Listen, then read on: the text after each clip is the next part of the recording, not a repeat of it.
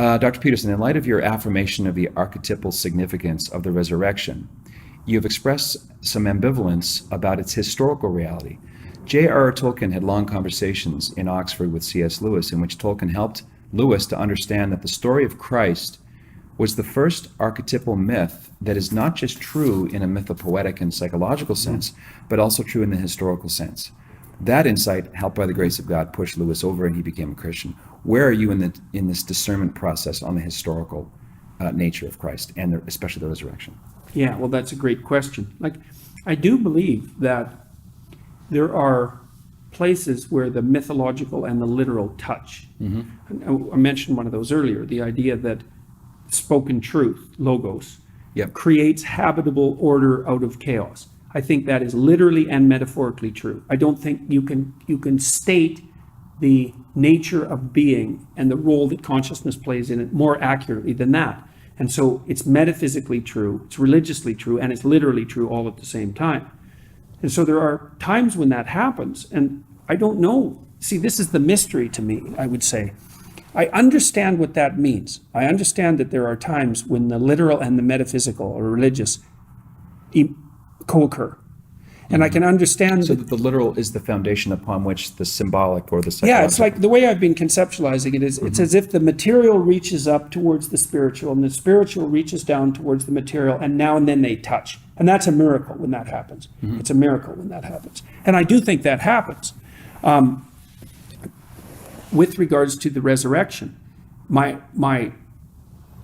apart from saying what I just said, I would say that I need to think about that for about 3 more years before I would even venture an answer beyond what I've already given. Because there's very much there that I don't understand as well as I need to understand. Part of the reason, I did a biblical series last year, and I got through Genesis. I thought I would get farther than that, but that isn't what happened. And I'm going to do Exodus next, and I'm going to walk through the biblical stories. And I hope I can get through all of them, although I don't know if I'll live long enough to do that. But I want to spend the same amount of energy on the story of the Christian passion as I have with those other lectures to investigate exactly this sort of thing. Because I know there's way more to that story that is available for analysis that I don't understand. Now, I understand what it means symbolically. I understand what the dying and resurrecting God means. It means something like you pick up your cross, you voluntarily accept your suffering, you open yourself humbly to the correction of the world. Parts of you continually die as a consequence. All the parts of you that need to be updated by exposure to truth and wisdom. And it's painful. You have to identify with the part of you that can be reborn continually through those micro deaths. Okay, so that's the archetypal pattern. Well, the Christian claim is there's something going on that transcends that mere archetypal pattern, or that it manifested itself in reality ultimately once. And that was a claim that Carl Jung was actually quite, what would you say, sympathetic to. But I don't know enough about it to say anything more than what I've said psychologically. And so I want to know more about it. You posted some of the correspondence between Father Victor White and Jung. And on psychedelics. On psychedelics. And I've since looked up Father White a little bit more. This is the late English Dominican who died. I think he died within 2 years of Jung. The contemporaries. They had kind of a break, I think, in their relationship. And because I can see Father White's frustration that Jung is he's so suffused with almost. You kind of almost get it, but there's some other piece continually falling out the bottom. I would love to see more of a rapprochement between the Jungians and the more Orthodox Christians, because there's so much, this is one thing I admire about what you do, is that you do not give glib answers. I remember watching you in an interview, and it was an older gentleman. He said, Jordan, do you believe in the resurrection? And I was probably a 25-second response, because I could see well, what do you mean by dead? What do you mean by resurrection? Are you trying to claim me for your own? Because I'm sure, he's a Baptist, he's a Mormon, he's whatever. Because one of the questions, one of the right responses to that is, what do you mean by that question and why are you asking it?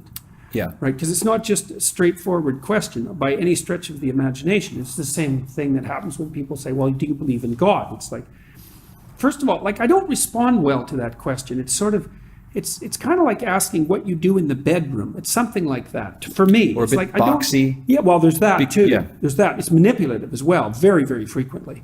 But I don't like the question, and I don't like to answer questions that I can't feel solid about in my answer. And so I think my fundamental, I have two kind of fundamental answers to that question. Is like, the first is, well, what the hell business is it of yours? And like, it's not up to me to make that public. It's like praying in public, Yeah. And Well, it might be more intimate than what you do in the bedroom. well, it might be, yes. It might be. So it's you just don't get to know that. And you certainly don't get to know it in a one sentence answer. It's like, I could say, well, and then the other answer is, well, like, I have this course, Maps of Meaning, and I lecture about that question for 40 hours. So the answer to that question is 40 hours long. And I can't condense it into a sentence. It's not condensable. Yeah. Like, the 40 hours is already a condensing. Yeah, it's allergic to a bumper sticker. Yeah, right. Slogan. That's right. Plus, That's if you exactly say, right. yes, I do, then they go, oh, he's one of us. Or yes, Or I one do. of them. Or one of them. So everyone wants a mascot. They don't want a complicated answer that maybe has some inbuilt ambiguity. When I... Well, and with regards to the resurrection, too, it's not even obvious what the Gospels mean by the resurrection. Like, it's not like it's a straightforward story.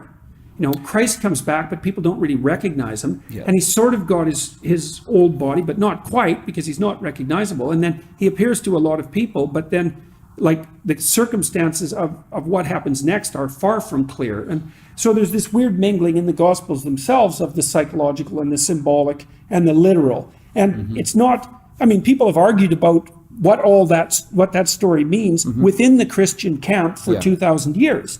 So, and I've been talking to this guy, Jonathan Pajot, who's a Orthodox icon carver.